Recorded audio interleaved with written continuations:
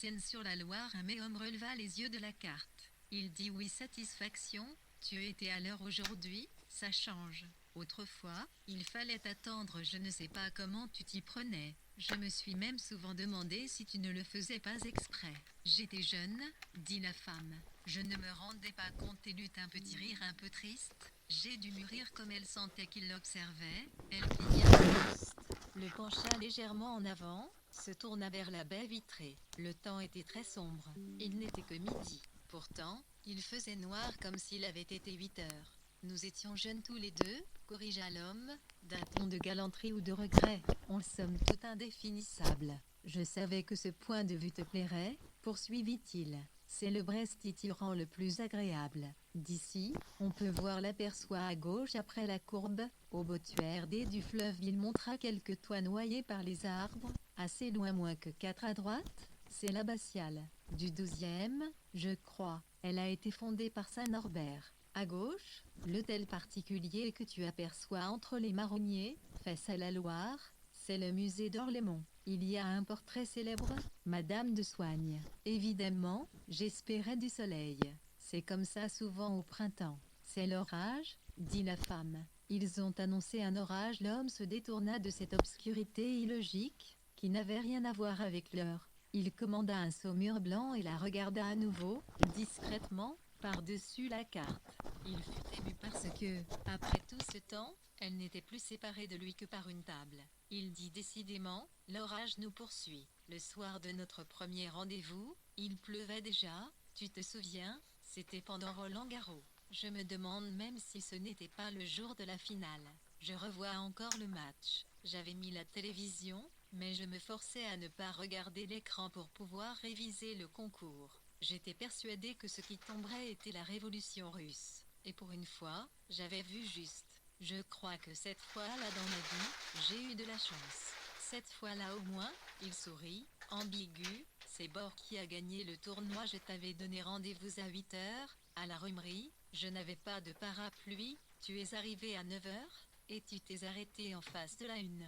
Toi, tu avais un parapluie. Je peux même te dire comment il était, un fond bleu et des rayures blanches. La femme eut un geste de contrition assez vague. Elle murmura, n'exagère pas.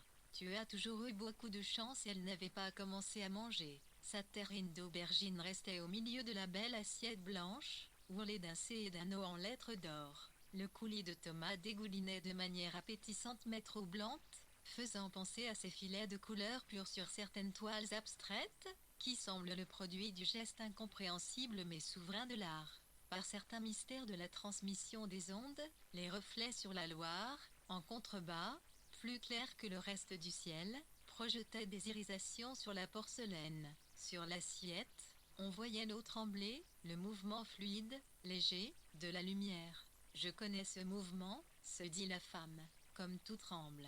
Déjà, toute petite, le matin, quand mes pieds rassemblés étaient à peine plus grands qu'un des losanges surpiqués du couvre-lit grenat, c'était là, sur le mur. La lumière devait rentrer par une fente. L'homme considéra ce mystère, lui aussi. Il se souvint des mots qui décrivaient scientifiquement les ondes, des nœuds, des ventres. Il regarda devant lui le profil tendu. La peau, maintenant, paraissait imparfaite et usée. On y voyait une trace de phare. La femme avait plus de 40 ans. 45, 46, oui, pensa-t-il, elle a raison, j'ai eu de la chance, si on compare. Beaucoup de chance. Roland, lui, a raté tout ce qu'il avait entrepris. Il continua pourtant avec un entrain. Faubourg était le plus fort, mais je préférais McEnroe. McEnroe avait un jeu étonnant, de la fulgurance. La femme se dit que l'homme avait toujours eu ce côté dogmatique. Il avait toujours raisonné par couple, préféré Baudelaire à Rimbaud, Leibniz à Kant. Elle le revit tel qu'il avait été, avec ses vieux poules bleues marines, son goût pour les révolutions à l'autre bout du monde. Elle revit la terrasse surélevée de la Rumerie au-dessus du boulevard Saint-Germain.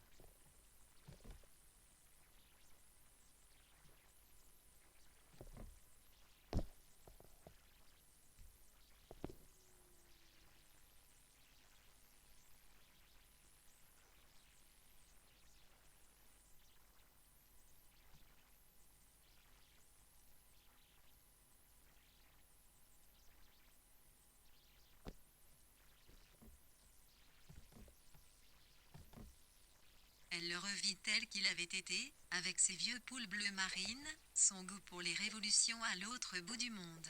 Elle revit la terrasse surélevée de la Rumerie au-dessus du boulevard Saint-Germain, le cartable dans lequel il trimballait ses livres d'histoire. À leur premier rendez-vous, il l'avait assommé avec la révolution russe. La révolution russe est finie, bien finie. Maintenant, ils ne sont même plus soviétiques, elles sont comme nous, gagnées à l'économie libérale. Tout ce temps passé à dire Leningrad pour en revenir tout bonnement à Saint-Pétersbourg. Tout ce travail pour absolument rien. Pire, elle demanda, le tennis te passionne toujours? Moins. Dit l'homme, je regarde encore Roland-Garros de temps en temps. Une année, même, des fournisseurs m'ont offert une place en demi-finale. Maintenant, je me suis mis au golf. C'est moins dangereux pour le cœur. Et puis ça compte dans mon travail, N est un tout petit milieu, tu comprends? Dans la vie sociale, ça crée des liens. Je comprends, dit la femme. Elle se pencha encore davantage vers la vitre. Son regard se perdit, elle pensait à la révolution russe, en réalité à des extraits de Dr Jivago avec Julie Christie,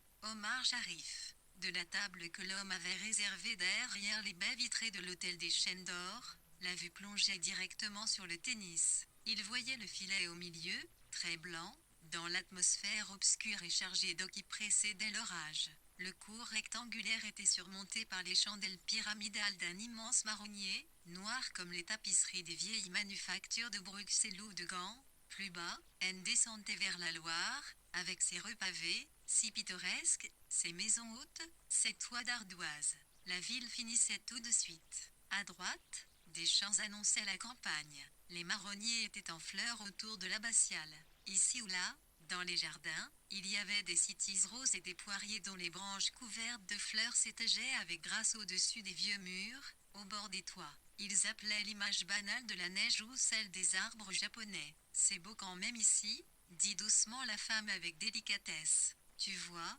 dit l'homme, je savais bien d'eux dans les maisons anciennes du centre, dans celles, toutes neuves, des lotissements. Des femmes mangeaient dans leur cuisine en regardant les branches d'arbres, elles pensaient à la neige, elles aussi. C'est ainsi quand il va se mettre à neiger, souvent il fait très noir. On dirait que le ciel se contracte. Et là, le ciel grondait doucement. En frissonnant un peu, elles se souvinrent des petits dépôts blancs et gelés qui subsistent dans les coins exposés au nord, parfois pendant des semaines bien après que tout a fondu. Mais maintenant, se disait-elle, c'est fini. On est quand même en mai. L'hiver est terminé. Elles coupaient leur beefsteak, le mâchaient posément sans once dans le salon. À leur insu, à quelques mètres, un léger drame venait de se produire. L'employé de maison avait fait tomber un verre en cristal.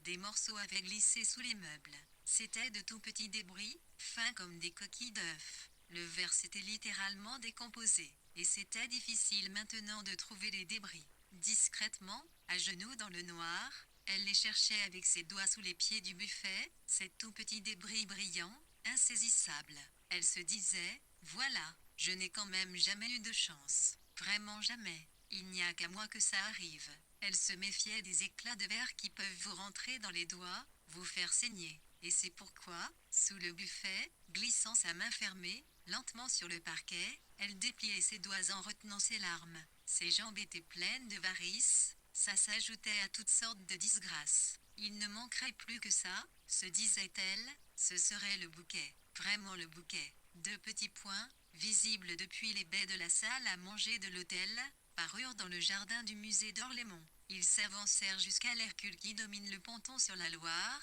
qui lui donne un petit air italien, un air d'embarcadère de lac. Ces points étaient deux dames d'âge respectable. Elles tournèrent autour de la statue, admirèrent les étroites fesses de marbre, les muscles compliqués et saillants qui relient l'articulation de l'épaule à l'avant-bras, exactement semblable à un beau céleri. C'était un modèle grec. Il était assez différent de ceux qu'elles avaient connus dans la vie. L'écule levait le bras au-dessus de l'eau, d'un air pensif, exactement comme les statues d'Auguste. Mais à la différence d'Auguste, il était nu, posé sur un socle assez haut, dans le triangle de ses jambes, fortement cambrées au mollet, l'une d'elles fléchie sur sa massue. On voyait l'eau couler, un morceau de la rive d'en face, les cerisiers en fleurs, les maisons sur la route en balcon, le crépi plus criard de construction trop neuf, placés en évidence, avec toutes sortes de plantations prétentieuses, et de vieilles maisons de maître, dont les fenêtres s'entouraient de berceaux de roses crémeuses.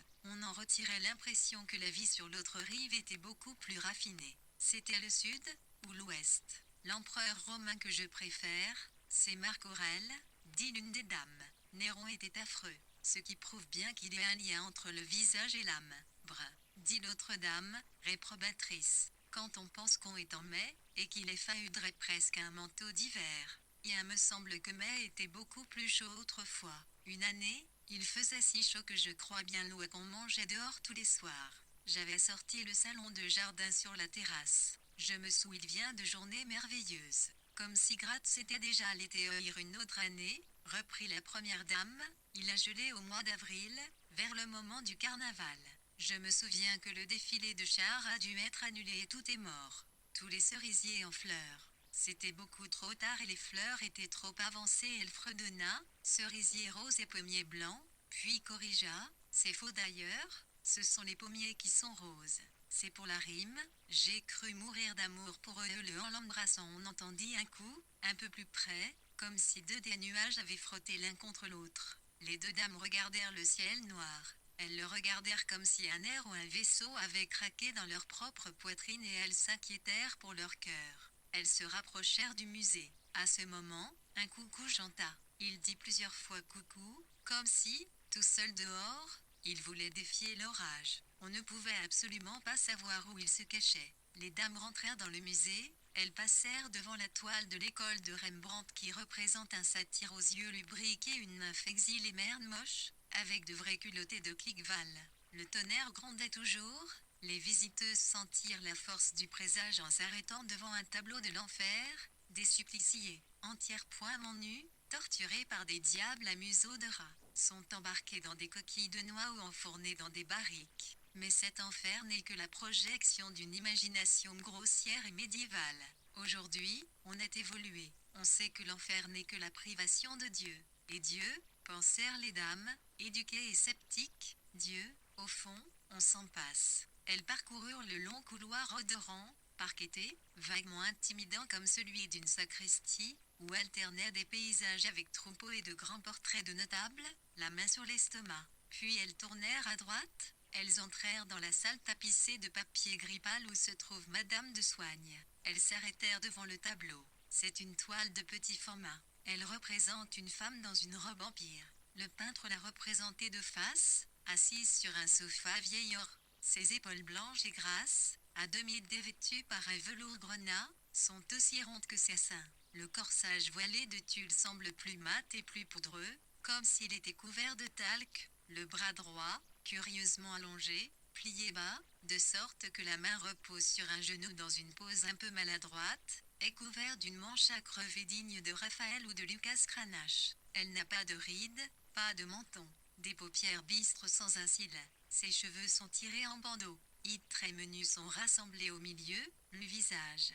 La bouche est si étroite qu'il semble qu'une cuillère ne pourrait même pas l'entrouvrir. Les dames se penchèrent, elles admirèrent la main aux doigts pointus, posée sur un mouchoir, les bacs torsades dégarnis de perles et de rubis, les coques chinoises de la coiffure qu'on aperçoit vaguement de dos dans l'obscure façade d'un miroir. Elles voulurent s'approcher mais elles virent la pancarte écrite en plusieurs langues, non tocard, strictly prohibited, verboten. Une vitre avec un blindage spécial recouvrait le portrait. Leurs têtes ridées ombrèrent un peu la gorge satinée, gonflée comme les corbeilles des vieux théâtres, les yeux fendus, la petite tête ovale et fine. J'ai eu une robe de velours autrefois, mais ce n'était ni la même couleur, ni la même forme, naturellement, dit une des dames.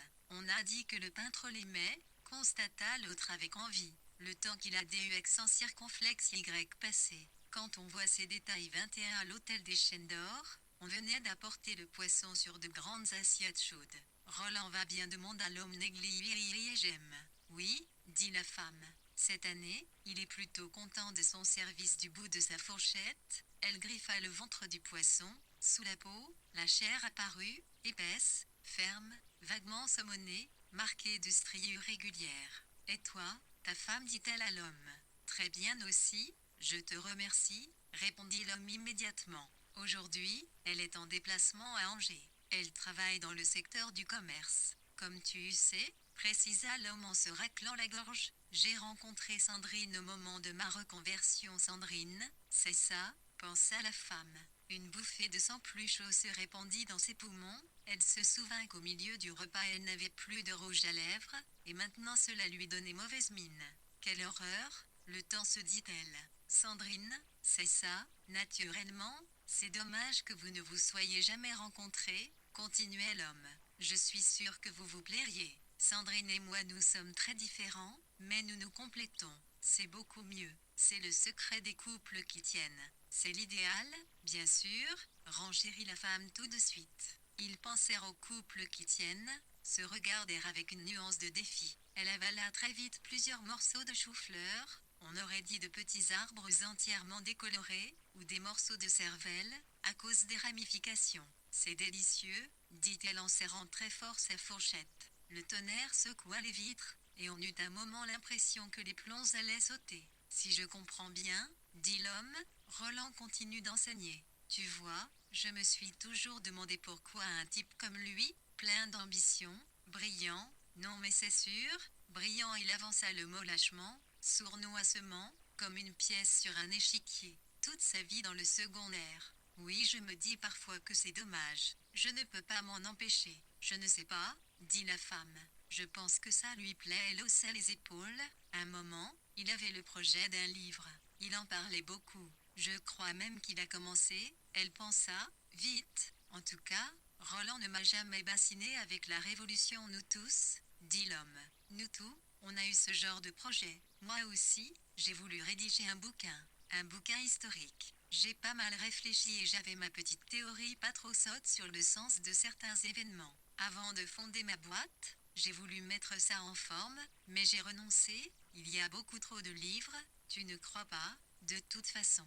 Oui, dit la femme, c'est vrai, il y a beaucoup trop de livres. N'importe qui, maintenant la farandole des sorbets remplaça le poisson, c'était ainsi qu'était baptisé le dessert. C'est vrai que réussir, dit l'homme, ça n'a pas beaucoup de sens. Il faut savoir de quoi on parle. Réussir au regard de qui? De quoi? Qu'est-ce qu'on prend comme critère? Ce qui compte, je crois, c'est d'être heureux. Ils burent chacun une gorgée d'eau. Le mot heureux coulait en eux, frais comme l'eau, avec ses conséquences, surtout, continua l'homme, n'avoir pas de regrets, avoir vécu pleinement. Regretter, c'est ce qu'il y a de pire. Se dire qu'on aurait pu, qu'il suffisait. Dans l'entreprise, tu vois, l'avantage, c'est qu'on est dans l'action. La femme épluchait nerveusement une boule givrée au citron en la grattant de sa cuillère. Je déteste les révolutions, pensa-t-elle. Ça finit toujours mal. Trop de brutalité. Le mieux, c'est quand tout reste. Elle regarda les arbres sur le ciel noir. Il avala 2 cuillerées de sorbet à la pêche, saisit sa crêpe dentelle, déplia le papier doré. Tu voulais partir au Maroc? Tu te souviens? Des bêtises, dit doucement la femme. Des rêves. Elle lui fit face courageusement. Finalement, je ne l'ai pas fait, je sais, dit l'homme. Tu t'es marié. De petits morceaux de biscuits tombèrent sur les boules de sorbet colorées. Avec Roland, rappela l'homme. Elle eut l'air de ne pas écouter et poursuivit en se forçant un peu, et je crois que j'ai eu raison. Je crois aussi, dit-elle en s'embrouillant, que ce qu'on ne fait pas, si on ne le fait pas, c'est qu'on ne devait pas le faire. Ce n'était pas notre destin, probablement, ajouta-t-elle, ça ne devait pas exister. L'homme fit une moue dubitative. Il saisit la bouteille. Par un réflexe, la femme mit tout de suite la main sur son verre. Il ne prit pas cette main, comme il le faisait autrefois, quand il s'intéressait à la révolution russe. Il parut ne pas voir cette main qu'elle reposa simplement sur la nappe. Les circonstances avaient changé et le sœur de la femme se serra malgré elle. Ses doigts sensibles touchèrent des miettes, près du verre. Elle restait seule. Elle avait encore dans la bouche ce mot ridicule, emphatique, qu'elle avait prononcé 1101, fort, c'est exister. Elle se dit, je suis devenue transparente, trop vieille. Elle essaya de se reprendre. Elle s'en voulut. Elle pensa que c'était parce qu'il faisait noir. Un médecin, un jour, lui avait dit que la plupart des dépressions étaient liées à l'absence de lumière. On supprimerait beaucoup de dépressions avec quelques degrés de plus. C'est évident. Il faudrait du soleil. Davantage de soleil. Il n'y a qu'à voir les Nordiques. Le taux de suicide dans le Nord est le plus élevé d'Europe. Puis elle pensa à une crème suisse, à base de plantes, extrêmement chère, qui retardait le processus du vieillissement de plusieurs années. Elle revit même la tête de la vendeuse qui avait dévissé le couvercle du pot, avait passé le doigt sur la texture abricotée, et avait dit « Le processus du vieillissement avec des herbes un peu de scientifique. Il faut que je m'achète cette crème, décida la femme, cet idiot de ratiociné. En Suisse, tout est plus cher mais tout est tellement plus efficace. L'air est beaucoup plus pur. Tout est de meilleure qualité. » La vendeuse avait observé maintenant, les femmes ont le résultat qu'elles méritent. L'homme disait que Sandrine peignait, qu'elle avait un joli talent, la femme eut encore moins envie de la rencontrer. Il dit qu'un peintre qu'ils avaient croisé chez des amis, un peintre d'une certaine réputation, l'avait même encouragée à poursuivre, qu'elle fréquentait maintenant un atelier au musée de Haine, que l'été dernier, comme leurs enfants étaient en colonie, ils avaient passé 15 jours en Espagne, tout au sud, en Andalousie. C'est somptueux, c'est Grenade, tu connais, je dois avouer que j'ai eu longtemps un préjugé contre l'Espagne. Je n'étais pas hispanisant, précisa l'homme du ton pédant, insupportable, qu'elle reconnut une fois de plus. Grenade te plairait, j'en suis sûre. Dans les jardins de l'Alhambra, sur une stèle, ils ont mis ce vers d'un poète. Rien n'est pire que d'être aveugle à Grenade. C'est beau, dit l'homme, tu ne trouves pas, surtout dans ces jardins, naturellement. Il faut voir ces couchers de soleil. Il sourit rêveusement et la femme se troubla. Elle se souvint qu'il aimait réciter des poèmes. Un moment, il en écrivait, au moment du tennis et de la révolution russe. Elle sut intuitivement qu'il avait cessé de le faire. Même pas pour Sandrine. Le commerce, se dit-elle, méprisant, par réflexe. Puis elle pensa, le temps. Il y eut un premier éclair, silencieux et terrible. Il creusa l'ombre, souligna de bistre l'immobile barrière des marronniers, un peu plus bas, et laissa sur le ciel une brève cicatrice. Puis le bruit éclata au-dessus du tennis. La femme revit les petits tennis poussiéreux où elle attendait nuit doigt. Il y avait parfois des orages. Filmait, il y a souvent, les orages, mais est si beau, si triste. Un dimanche, ils avaient dû rester plus de 2 heures à l'abri d'un arrêt de bus tant il pleuvait. Ils étaient étudiants. Il était enragé de tennis à l'époque. Il jouait le dimanche en fin d'après-midi. C'était un club minable à Montrouge ou à Vanves. Il n'avait pas beaucoup de moyens. Elle-même ne savait pas jouer. Souvent, elle se contentait de l'attendre.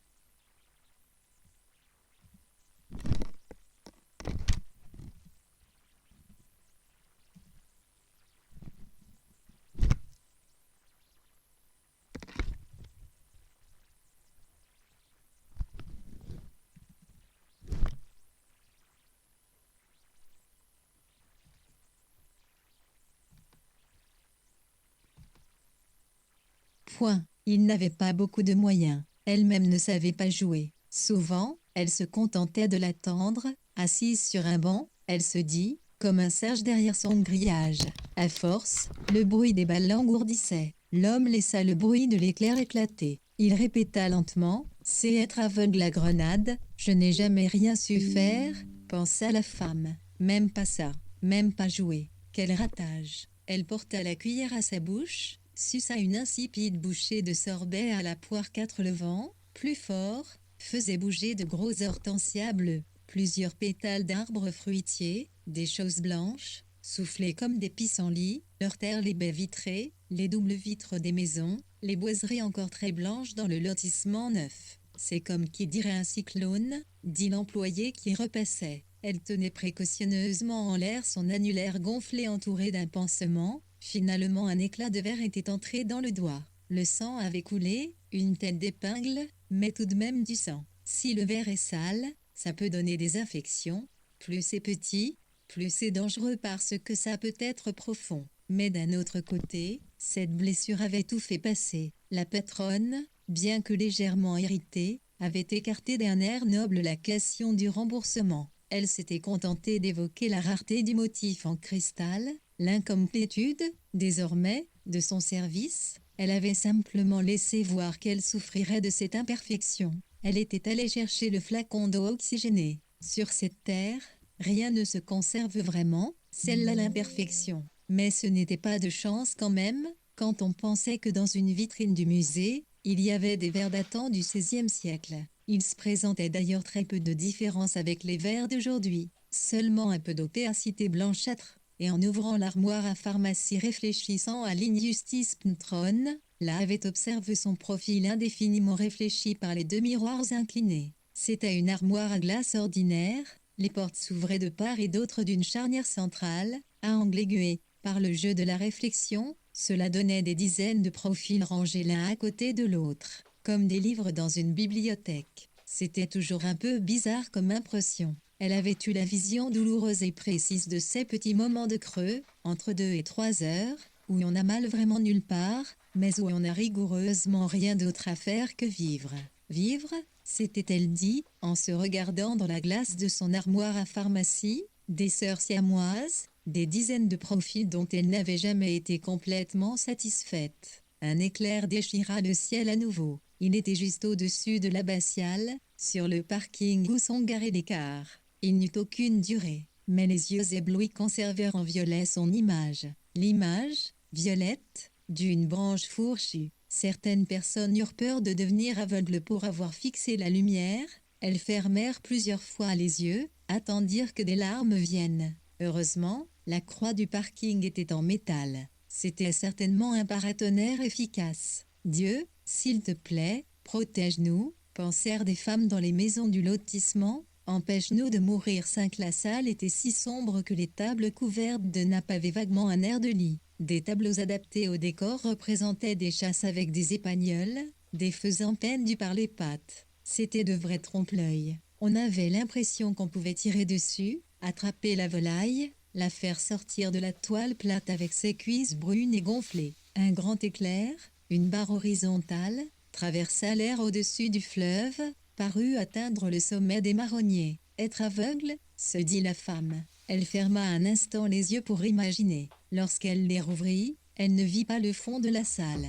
Elle éprouva soudain le besoin de dire un mot à la serveuse qui plaçait devant eux les 2 tasses avec 2 truffes en chocolat. Elle aurait voulu expliquer à quelqu'un ce qu'était devenue sa vie. Mais elle dit simplement merci et ses yeux croisèrent ceux de l'homme. Il se pencha vers elle, ému. Il murmura: « Tu sais ce qu'a dit la mère du sultan Boabdil à son fils lorsqu'il s'est retourné une dernière fois pour contempler Grenade? Pleure maintenant comme une femme ce que tu n'as pas su conserver comme un homme. » Il concéda. L'anecdote est probablement inventée. C'est un mot apocryphe, mais il a une certaine allure. D'ailleurs, l'endroit existe, il s'appelle Suspiro del Moro, le soupir du mort, précisa-t-il, sans vraie nécessité. 2 ou 3 grosses gouttes rondes comme des diamants cognèrent la baie vitrée. La femme eut l'impression que son cœur se figeait. Elle aussi avait envie de pleurer. Elle se sentit dans la situation d'un acrobate qui saute dans le vide alors que le tambour s'est arrêté, qu'il n'y a plus de filet, et qu'il s'en aperçoit trop tard.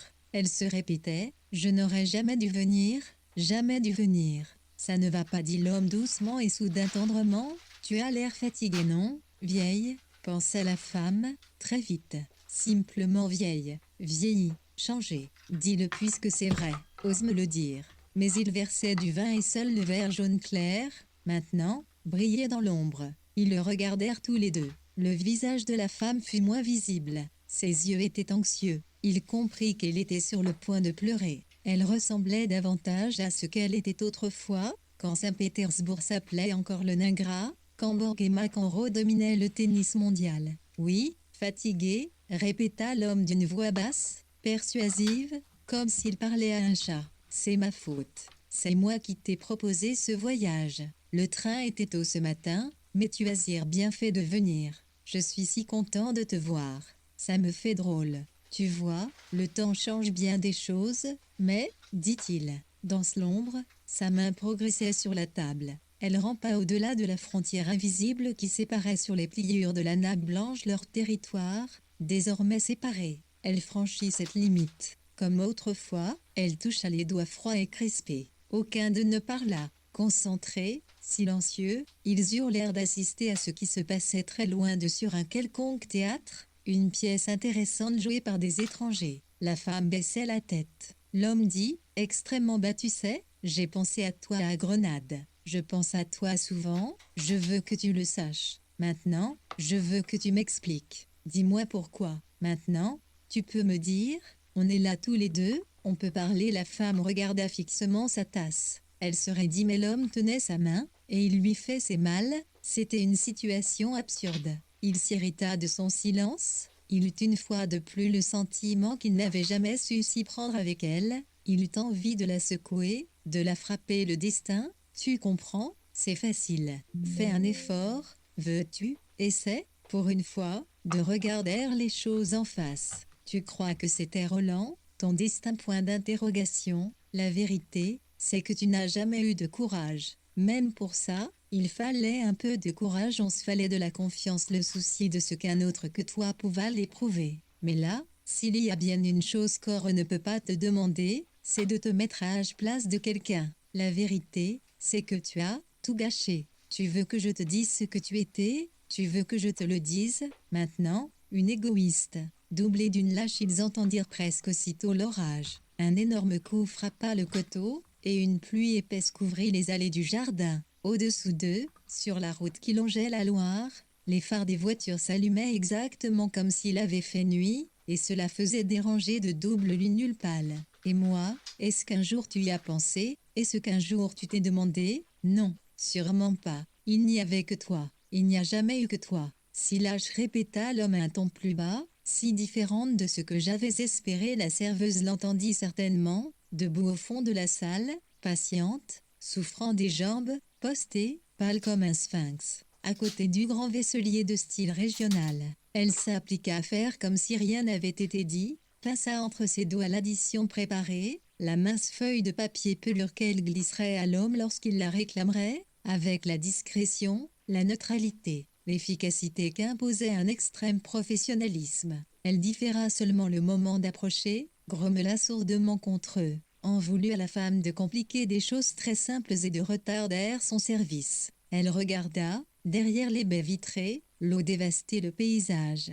L'homme lâcha la main et but son verre d'un trait. La femme s'était mise à pleurer, tournée vers la grande baie vitrée sur laquelle les gouttes éclataient, pulvérisées, agglomérant une buée froide. Elle pleurait sans aucun mouvement des épaules. Elle avait sorti de son sac un mouchoir en papier, elle en frottait ses yeux, écrasait ses paupières, et cela lui donnait, sur la vitre grêlée de pluie vers laquelle elle restait tournée, un air vaguement de chinoise. Les hortensias tremblaient comme de grosses têtes de chiens. Il y eut d'autres éclairs, rapides comme des coups de feu. Ils firent ressortir les murs très clairs de l'abbatiale comme les spectacles son et lumière font ressortir les tours des châteaux médiévaux sur la nuit. La femme ne faisait aucun bruit. On avait l'impression qu'elle regardait le paysage et l'homme aussi fit mine de s'y intéresser. Du plat de la main, il donnait de petits coups impatients sur la nappe. « Arrête, dit-il. Excuse-moi, c'est ridicule. Je ne voulais pas. Je voulais seulement qu'on se revoie, qu'on se parle. C'est fini, tu sais bien, 35 c'est fini. C'est du passé. Je ne t'embêterai pas plus longtemps. De toute façon, il faut que j'y aille dès que la pluie se sera arrêtée. Mademoiselle, l'addition, s'il vous plaît. Il tendit le bras, sortit sa carte. Immédiatement, la serveuse surgit de l'ombre et sans rien dire, sans regarder la femme, elle sourit à l'homme, reconnut avec soumission sa supériorité économique, inséra la belle carte vernie dans son appareil, et tandis que la machine ronronnait, digérait le numéro, tandis que ressortait, enroulée comme une feuille de bouleau, la mince feuille de papier pelure imprimant le reçu, avec délicatesse, évitant de regarder infâme, toujours détournée vers la vitre. La sérieuse dit « Je vous remercie, Ça a été, ils sortirent ensemble du restaurant, un peu après 3 heures. La serveuse les regarda s'éloigner, et, avec une cuillère, machinalement, elle racla les 2 assiettes, y fit couler les restes de sorbet fondu,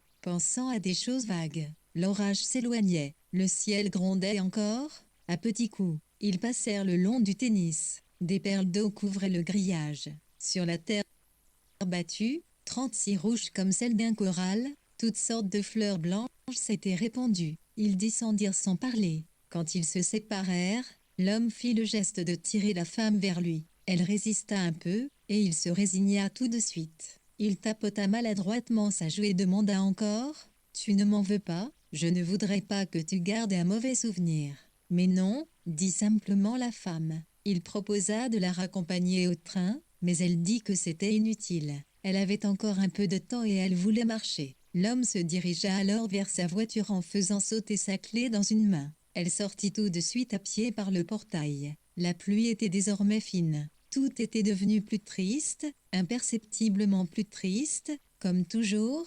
Quand il pleut à N pourtant, la femme continuait à marcher. La pluie tombait doucement sur la ville et sur la campagne. Elle tapotait les troncs rugueux, remplissait les creux de verdure, alourdissait de longues graminées barbues pâles comme de l'avoine. Tout près de l'abbaye, elle mouillait les plots qui interdisent aux voitures l'entrée de la zone piétonnière. La femme passa devant plusieurs boutiques. Elle prit une rue en pente qui descend vers la Loire. Elle passa le long de jardins d'où dépassaient, parfumées, blanches, mouillées, des branches d'aubépine comme celles qu'on voit sur les revues chrétiennes au moment de Pâques. Elles veulent dire que tout revit, que la nature recommence. Mais nous, se disait la femme, nous ne pouvons plus recommencer. Elle traversa la départementale. Un brouillard blanc montait de l'herbe.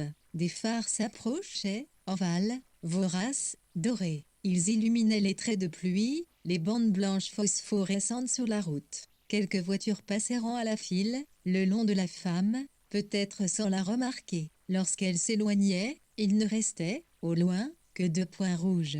La Loire coulait à gros bouillons. Elle avait l'air un peu sauvage. Plusieurs canards se laissaient dériver au milieu, gracieux et fatalistes. La femme descendit jusqu'au fleuve.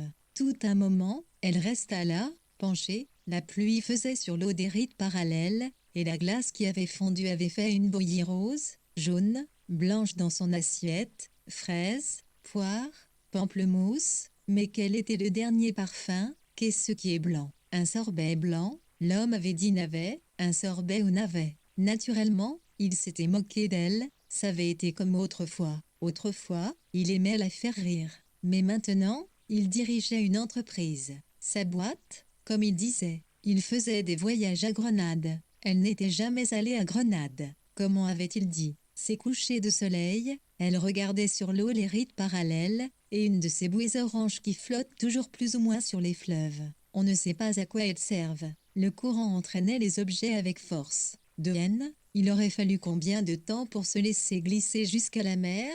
Comment avait-il dit? Différente, si différente de ce que j'avais espéré, quand il avait appelé au début de la semaine, elle avait reconnu sa voix, une voix ne change jamais. Il avait dit, j'ai trouvé ton numéro de téléphone dans l'annuaire. Je voulais avoir des nouvelles, qu'on se revoie. Déjeunons ensemble jeudi, tu veux bien? Profites-en pour venir à N, c'est là que j'ai monté ma boîte. Mais oui, avait dit l'homme, maintenant, je suis dans les affaires, et ça marche assez bien. Viens donc à N, c'est très beau au printemps, tu verras. C'est au bord de la Loire, il avait laissé un silence. Il avait dit, nous ne sommes quand même pas des étrangers. Pas au point, elle avait regardé à ses pieds l'aspirateur qu'elle venait tout juste d'éteindre.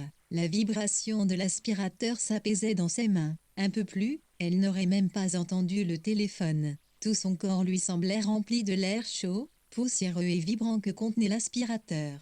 C'était le haut de gamme dans le domaine des aspirateurs. Elle choisissait toujours le haut de gamme, mais, malgré tout, l'odeur restait la même moins que 4 alors. Qu'est-ce que tu deviens? Avait demandé l'homme. Elle avait répondu, oh, tu sais, rien de centre commercial, mais ses mains s'étaient mises à trembler. Et Roland, avait demandé l'homme, il va bien lui aussi? C'est la forme sur la rive de l'autre côté. On entendait le coucou, le drôle d'appel du coucou, un peu voilé, sur 2 notes. On se demande ce qui produit ce chant. On pense au froissement de 2 blancs tout au fond du gosier, Les petites glandes doivent en frotter l'une contre l'autre, faire un peu mal, et elles produisent par l'irritation ce son mélancolique. On dirait que l'oiseau demande « Pourquoi ? Pourquoi qu'il joue tout seul, inlassable comme un enfant, enfiévré par le vide ?» Le vaste vide, le coucou chante encore, dit une des dames. C'est que la pluie ne durera pas. Il paraît que c'est un oiseau affreux, maigrelet. En plus,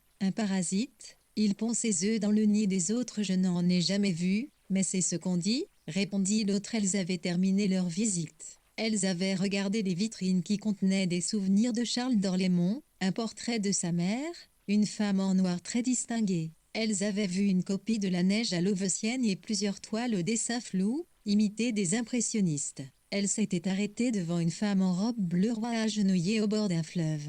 Il y avait de grands roseaux dufteux et la femme tenait un bébé. L'une des dames avait lu « La fille du pharaon découvrant Moïse ». Elle s'était approchée pour voir la manière dont était dessinée, arrondie, comme incisée sur l'eau du Nil, une barque à voile latine. Sur le même mur, une aquarelle était sous-titrée « Ce nom de Rive-et-Loire ».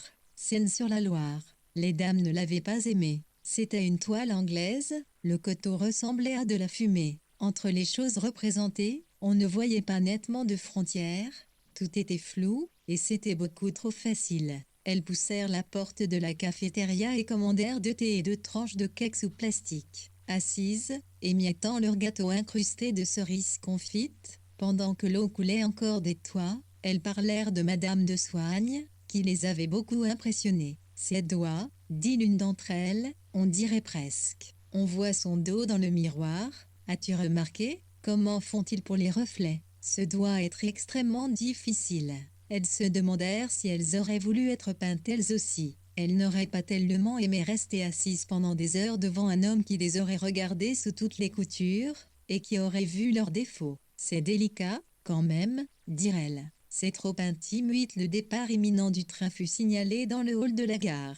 Attention à la fermeture des portières, dit une voix. Attention au départ. La femme n'était pas montée dans ce train, mais personne ne la connaissait et cela n'inquiéta personne. Ce fut seulement une place vide, une de plus, en milieu de semaine, à cette heure un peu creuse, au bord d'une vitre. Les wagons passèrent lentement le long des gens restés à quai, qui regardaient partir les autres. Ceux qui partaient eurent l'impression que c'était le quai qui bougeait. Il leur fallut corriger mentalement cette illusion d'optique. Pour les gens qui restaient, tout demeura parfaitement identique. L'espace entre les 2 quais parallèles, les lignes de rails entre lesquelles l'herbe poussait. Il n'y avait que 2,42.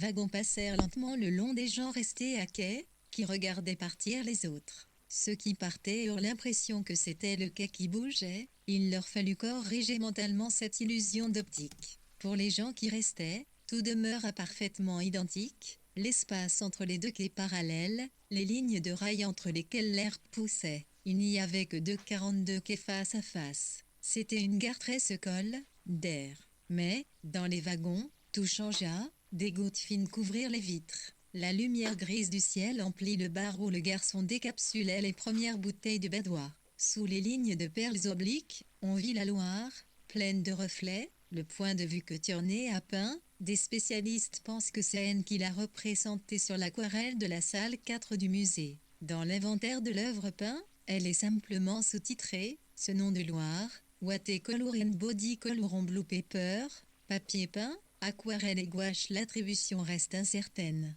Le train longe à des murs couverts d'affiches publicitaires périmées, un garage de car, le lycée d'enseignement professionnel, les bâtiments d'un ancien séminaire dont les fenêtres hautes reflétaient simplement le ciel comme si elles avaient ignoré les pentes de toit mouillées, les jardins clos, les buissons de végétation vaporeux et luisants d'où émergeaient des grappes d'acacia, des sureaux, des lilas mauves. Vers Sévenière, la pluie avait cessé, le soleil se couchait sur les champs gorgés d'eau. Le train passa le long de vieilles propriétés réduites par le percement de la voie, des parcs sombres comme des bois sacrés. Puis la Loire ressurgit, si large, portant en elle le grand gisement vide et doré du ciel. Un pont la traversait. En fin d'après-midi, la rover noire de l'homme entra dans le jardin d'une élégante maison de banlieue. Les gouttes d'un buisson de camélia que la carrosserie avait froissé coulèrent sur le pare-brise. L'homme freina, laissa battre les essuie-glaces de gauche à droite. Les essuie-glaces firent leur bruit régulier, leur petite respiration asthmatique. Le mécanisme grinçait trop, chaque fois que la réglette de caoutchouc frottait la vitre, on aurait dit qu'elle répétait « Pourquoi, pourquoi, il faudrait quand même un jour », pensa l'homme. Il aurait fallu, il n'aurait pas trop su dire quoi. Il coupa le contact. Tout s'arrêta. Le filet serré de la bruine le sépara doucement du monde, hébété par le vin, il fixait le pare-brise étoilé. Un saumur excellent. Elle y avait à peine touché. C'était comme ça, jamais un abandon, jamais le moindre geste, comme verrouillé de l'intérieur, une vraie momie. Mais la pluie, peu à peu, diminuait, bientôt, ce furent tellement les gouttes qui dégoulinaient des feuillages. L'homme eut un rayon de soleil dans l'œil. C'est une lâche, se dit-il. J'ai eu raison de le lui dire. Il faut qu'un jour quelqu'un soit honnête avec elle. Il fallait bien lui rendre ce service. Mais il savait qu'il se mentait. Il sortit de sa voiture. Il articula mental 44 mans. Je ne sais pas comment Roland supporte. C'est un mystère pour moi. Il s'adressait à un ami très cher, mais invisible, qu'il aurait eu besoin de convaincre ou peut-être de consoler. Il lit semblant de respirer les fleurs roses d'un prunus. Il les toucha. Elles étaient froides comme des muqueuses. C'était comme si les fleurs l'avaient repoussé. Quand il poussa la porte du salon, ses enfants regardaient la télévision. Ils ne virent pas leur père entrer. Le salon était confortable, avec une lampe à abat-jour, un canapé, et le genre de table basse autour de laquelle s'asseyaient quand Sandrine et lui recevaient à dîner des couples élégants, dans la force de l'âge. À la télévision, de jeunes Américains bronzés avaient des histoires compliquées avec de blondes adolescentes aux poitrines avantageuses. À chaque séquence, l'image changeait, les visages en gros plan ressemblaient à des décalcomanies et les voix musicales comme des voix de synthèse remplissaient tout l'appartement. Vous ne pouvez pas arrêter de regarder ces âneries, marmonna l'homme. Vous ne croyez pas que vous pourriez vous occuper à des choses constructives, travailler, préparer l'avenir. Croyez-vous que c'est comme ça que vous passerez des concours ? Il répéta solennellement des concours difficiles. Mais il pensait à sa jeunesse. 45-9. C'est alors qu'une sirène retentit dans le centre de N. Le son très fort se propageait, débordait sur le fleuve. On l'entendait certainement là-bas, de l'autre côté, là où était le plus beau point de vue. Vers le sud ou vers l'ouest, c'était le moment de l'après-midi où la lumière sur les maisons, les cascades de roses mousseuses faisaient que les gens de ce côté s'y rêvaient à la vie douce qu'ils auraient pu mener sur l'autre rive. Dans un coin résidentiel, vous avez entendu la sirène crier à l'employé de maison. C'est certainement le SAMU. Elle descendit du tabouret, replia son chiffon. L'étagère du haut attendrait. Par solidarité avec le drame, elle suspendit immédiatement l'époussetage. C'est quelque chose de grave à mon avis. Peut-être un arbre qui serait tombé avec l'orage. Peut-être qu'il y avait des gens dessous. Plusieurs femmes frissonnèrent car elles pensèrent qu'un jour viendrait où ce serait leur tour d'être allongées dans cette voiture. Un jour la même sirène retentirait, et ce serait leur tour d'être au centre du drame. On ne peut pas être complètement indifférent. En imagination, elles virent la voiture éclairée, la poche de liquide à perfusion, elles devinèrent le bras tendu, l'intraveineuse, l'appareillage horrible du malheur ioderne. Le silence brutal parut pesant. La sirène n'y s'était arrêtée, ni les éclairs du gyrophare rougissaient à la surface du fleuve. Ce qui s'était produit avait dû avoir lieu à hauteur du ponton. Des oiseaux continuaient à chanter. Il y a un moment très bref, en mai, dans les bois de henne, où le coucou chante. C'est exactement le moment où les marronniers ont l'air de faire 2 fois leur volume d'ombre. Un jour, il se tait, on ne l'entend plus. Peut-être qu'il meurt. À moins, dit l'employé de maison, que ça ne soit un attentat. Si ça se trouve, c'est une bombe. On ne pouvait pas écarter cette hypothèse. Aujourd'hui, des terroristes mettaient des bombes. C'était la mode. On aurait dit qu'ils voulaient faire exploser ce monde en ordre, où les départs des trains et le début des journaux télévisés se faisaient toujours à la même heure, où un écart dans un horaire posait tellement de problèmes à tout le monde. Ils posaient des bombées. À l'ouverture des journaux télévisés, c'était toujours les mêmes images, des images de corps écrasés sous des couvertures. Faire le mal pour le mal, dit l'employé de maison. Ça c'est une chose que je ne peux pas comprendre, mais pourquoi aussi les terroristes auraient-ils choisi N était une ville calme, si à l'écart du monde, installée au moins depuis les Mérovingiens dans cette boucle de la Loire. Les premières traces de peuplement remontaient bien avant le passage de Saint-Norbert. On avait trouvé des silex et des tessons de poterie dans un des grottes au bord de la Loire en face des longues îles plates où les enfants allaient se baigner l'après-midi. En semaine, d'habitude, on n'entendait rien, mis à part, à cette heure, les cas poubelles, les cars de ramassage qui desservent Angers ou Nantes, les grues de chantier qui construisent des pavillons neufs. On construit, 400 arrêts de nouveaux pavillons à N, parce que les gens veulent des jardins. Les engins font du bruit quand ils sont dans la boue, les roues patinant et la lenteur de la manœuvre fait craindre à HEI, qu'ils ne parviennent jamais à remonter la pente, mais tout a une fin, et un jour, les degrés pavillons sont finis. Ils se ressemblent tous, avec de petites différences, naturellement, exactement comme les têtes d'hommes. Ils ont tout un île-toit en ardoise, une cheminée, une porte arrondie avec une petite imposte. Dans la terre meuble des chantiers finissent par pousser des pelouses avec leurs herbes en triangle. À N, maintenant, tout le monde rêvait de pelouses anglaises, des laounes douces comme du velours, sur lesquelles on pourrait prendre de l'orangeade, une tasse de thé l'après-midi, des vélos étaient appuyés au mur. Des rideaux apparaissaient aux fenêtres, et des tables sur les terrasses. C'était la vie. Dans les maisons du lotissement, les femmes se souvinrent d'une formule dont la presse avait abusé ces temps-ci, un attentat aveugle. Elle pouvait être la cible d'un attentat aveugle. Elle voyait un homme effrayant avec des lunettes noires. Elles murmurèrent, mais qu'est-ce qui se passe? Profitant de l'accalmie, les 2 dames sortiront du musée, avec des pochons de plastique contenant les cartes qu'elles venaient d'acheter à la librairie. Le soleil jaune du soir brillait au-dessus du fleuve comme lors des peintres byzantins. Sa lumière était un peu au-dessus et en dessous de la ligne de la surface, si bien qu'on ne savait plus, dans cet éblouissement, où commençait le ciel, où le fleuve finissait. Les dames virent un attroupement sur le ponton, elles s'avancèrent. Elles arrivèrent juste au moment où 2 hommes grenouilles ramenaient un corps. C'était une femme. Ils la tirèrent sur les planches, et l'allongèrent. La femme vomit de l'eau, puis elle ouvrit les yeux. Borklick se mit à tousser. Elle toussait et pleurait. L'un des hommes grenouilles desserrait les sangles de sa combinaison. L'autre, à genoux, lui tenait la main. Il lui répétait sans arrêt comme s'il avait parlé à une enfant. C'est fini, c'est fini. Les 2 dames nous attendirent au milieu du cercle. Elles regardèrent tout leur sous la femme pleurer, trempée, pieds nus. Les gens, autour, parlaient du promeneur qui avait pu donner l'alerte, un homme qui promenait son chien, eux aussi fixaient ce corps qui venait de baigner dans le fleuve un instant, qui s'était laissé frôler par la boue et les herbes. Des personnes qui ne se connaissaient pas se parlaient, s'effrayaient de la fragilité de la vie. Les dames les approuvèrent. Quand l'eau entrait dans les poumons, c'était terrible, disait quelqu'un. Comme dans tous les groupes, Il y avait quelqu'un qui avait vécu des choses similaires. Un homme parla d'une relation qui s'était jetée dans une rivière.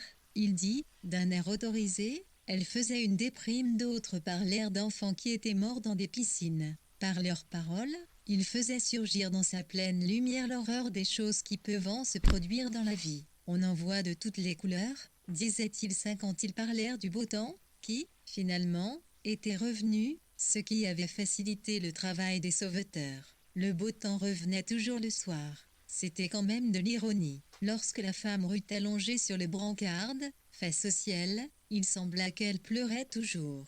Elle est choquée, dit une voix dans le groupe. Elle s'était préparée, forcément, mais la nature de cette préparation était si mystérieuse qu'elle coupait le souffle, et que la voix se tut. L'ambulancier ferma la porte à 2 battants après y avoir engagé le brancard. L'ambulance fit marche arrière, elle recula sur le ponton. Le gyrophare rosit légèrement le corps de l'Hercule. Il n'y avait plus rien à voir. Alors, les gens se dispersèrent, ils se répandirent dans l'allée par petits groupes. Ils se sentirent un peu plus seuls, comme après le départ d'un train. Dans le ciel essoré, l'or diminua, des oiseaux chantèrent plus fort, comme ils font quand commence le crépuscule. Voilà quand même une chose que je ne peux pas comprendre, dit une des dames. Elle secoua son parapluie. Des gouttes tombèrent. Elle le tenait à bout de bras pour ne pas ressentir le contact du tissu mouillé, mou comme une fleur. Se jeter à l'eau comme ça, pour un oui pour un non, il paraît qu'à Paris, quand un métro 51 s'arrête, c'est presque toujours un suicide. Josian m'a raconté, les gouttes titillaient sur le nylon, et c'était beau dans la lumière, quand même, me dépasse. Continua la Darne en les regardant pensivement. Quand il y avait la guerre, au moins, on voulait vivre. On avait un désir de se battre. Peut-être que son mari l'a quittée, hasarda vôtre. Peut-être qu'elle est seule. C'est peut-être un divorce, ou un deuil. Peut-être qu'un de ses enfants est mort et elle le suggéra à voix basse, avec un raffinement d'imagination dans le pire. C'était aussi parce que le soir venait. L'éclat des gouttes sur le nylon s'était éteint. Les dames passaient le long du lotissement. Il y avait au bord du mur un lilas gonflé de fleurs, toutes noircies par la pluie récente. La première dame le fit remarquer du bout de son parapluie à sa voisine. Elle dit, comme j'aime le lilas mauve, mais l'autre continuait, maintenant, il y a des gens dans des situations très difficiles. Je connais une personne. Il n'y a rien à faire. 11 la nuit 20. Les réverbères allumèrent leurs ampoules jaunes. Une d'entre eux éclairait l'Hercule et le feuillage des marronniers de son faisceau de lumière fixe. Sous cette lumière, les feuilles du marronnier avaient autant de consistance et de beauté que la statue. L'eau glissait au-dessous, invisible. À 8 heures, le dernier gardien du musée verrouilla les portes. Il appliqua méthodiquement la procédure. Il ferma les interrupteurs et fit sa ronde dans les salles. Il n'aimait pas beaucoup ce moment parce qu'il avait l'impression que les toiles le regardaient avec reproche. C'était comme quand il laissait son chien au chenil pour aller dans le sud, chez son beau-frère, pendant l'été. La nuit tombait sur le musée, ses parquets au point de Hongrie, ses Christs en croix du XIIIe siècle, ses femmes en châle et ses femmes nues. Seul ressortait ce qui est clair. On ne voyait que les pieds et les mollets robustes des 2 anges qui soulevaient la Vierge dans une Assomption italienne, et d'ailleurs anonyme. Les veilleuses du système d'alarme firent des points rouges dans le noir. Appuyée contre les oreilles d'un coussin dédoublé dans le miroir, la main posée sur son genou, MME de soigne continuait de considérer les murs de sa belle tête inexpressive. Le gardien du musée sortit. Il prit la longue allée bordée de marronniers qui conduit au portail. Autrefois, c'était encore la campagne, la folie d'Orlémont. Maintenant, N s'est rapprochée. 53 La banlieue s'est étendue avec ses pharmacies et ses pressings, ses supérettes et ses auto-écoles. Le gardien tourna sur le pont. Comme toujours, quand il traversait, il s'arrêta juste au milieu pour regarder.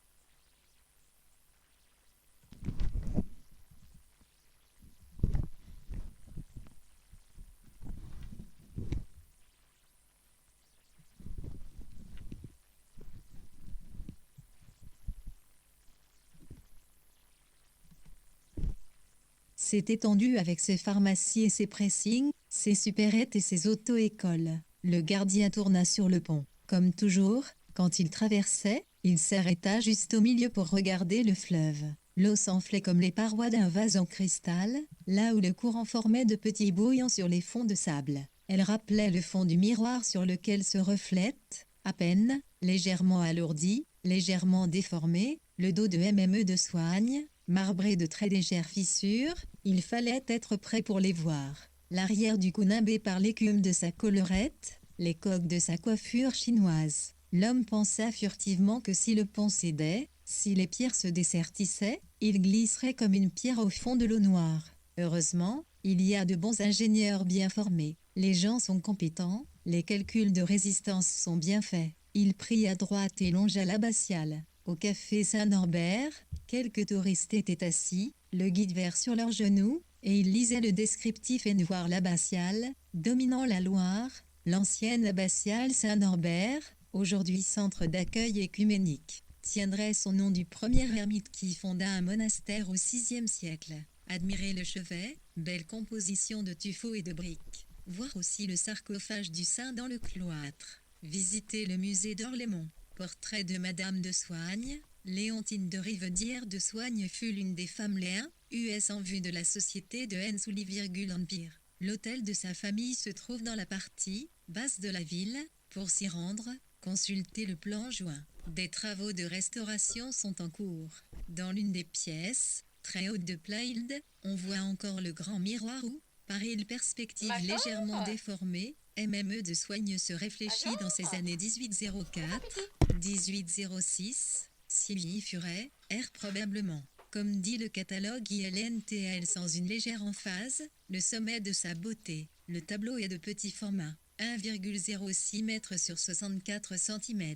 Le modèle est assis sur un divan vieillard, dans une pose offerte. On admira l'ovale du visage à peine renflé aux pommettes, la chair très pleine de la gorge, fléchie vers l'observateur. La matière de la robe grenat, coupée de nœuds de satin perle, rivalise avec les plus beaux velours de la Renaissance italienne. L'hôtel de l'abbatiale a été racheté par K-Group Ibis. L'hôtel des Chênes d'Or, aménagé dans d'anciennes écuries, bénéficie d'une mention spéciale pour son cadre et sa table soignerie de veau, cuisses de canard au jus, soufflé au grand marnier, farandole de sorbet maison, asperges régionales. Les Hermiliers y vont le dimanche midi.